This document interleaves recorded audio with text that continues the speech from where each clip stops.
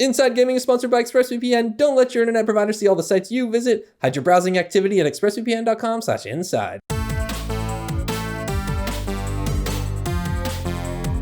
GTA fans have been eagerly awaiting this week's release of the GTA Trilogy Definitive Edition, but within hours of launch, things have gone real bad, and at the time of this recording, the Rockstar Launcher has been down for almost 20 hours, meaning for a good chunk of time, no one on PC could play the newly released GTA Trilogy or any of the other games that require the launcher, like GTA 5 or Red Dead Redemption 2. Just before Rockstar took their launcher offline, the Definitive Edition of the GTA Trilogy was made unavailable for purchase, and until recently, Rockstar's been pretty quiet on the whole matter. One update came from the Rockstar support Twitter account, and it read, "Services for the Rockstar Games Launcher and supported titles are temporarily offline for maintenance. Services will return as soon as maintenance is completed." A few hours later, a second tweet was released thanking players for their patience, but without any word on an ETA for a fix. And then, about 19 hours after that, Rockstar support finally tweeted, "The Rockstar Games Launcher is now online, but GTA, the Trilogy, the Definitive Edition is unavailable to play or purchase as we remove files unintentionally included in these versions. We're sorry for the disruption and hope to have correct ones up soon." Now, as you can imagine, a number of angry fans have been expressing their frustrations online for the better part of a day. One tweet spotlighted by IGN and written by @LC Mendez puts it succinctly, "The Rockstar Games Launcher was up long enough to take my money, but now I can't play the GTA Trilogy because their services are down. Lol." What's really got people riled up is that before this week's launch of the remastered trilogy, Rockstar and Take-Two decided to remove all of the older GTA games from Steam, making the Rockstar Games Launcher the only way to play if you didn't download them previously. Also, salt in the wound is that these are all single-player games that require online authentication, and you can see where this is all heading. It's not all bad news though. Before the Rockstar Launcher went down, some fans were able to actually play the trilogy a little bit, and obviously those on console can play right now. Some have even delighted in some of the updates. Unfortunately, on the other hand, there are more than a few things fans have found lacking. For example, while GTA 3 seems to have its complete soundtrack, there are 20 songs missing from Vice City and around 20 more missing from San Andreas. Given the complicated nature of music licensing, this was to be expected, but it still stings a bit, and while these songs could potentially be relicensed and patched back in later, it seems really unlikely. One of the bigger issues players have taken up though are the way the updated character models look and behave. There's been some reports of characters missing clothing or looking a lot different or just kind of being stretchy and weird. There have also been some other issues with graphical fidelity, like this rainstorm in San Andreas that is just super broken but really fun to watch. And even though some of these issues and complaints are in good humor, it's not exactly the level of quality you would come to expect from the launch of a Rockstar product, especially one meant to pay homage to great works of the past. The combination of issues with the Rockstar Games Launcher and the quality of the Trilogy Remaster has certainly bummed a lot of people out, but maybe there's hope Rockstar will get the GTA Trilogy Definitive Edition back online before the weekend ends. Big shout outs to any of the poor developers who now have to work over the weekend crunching to fix it. Be sure to drop us a comment if you're enjoying any of the other versions of the GTA Trilogy or if you found some outrageous bugs. Thanks for watching, and we'll catch you on the next one.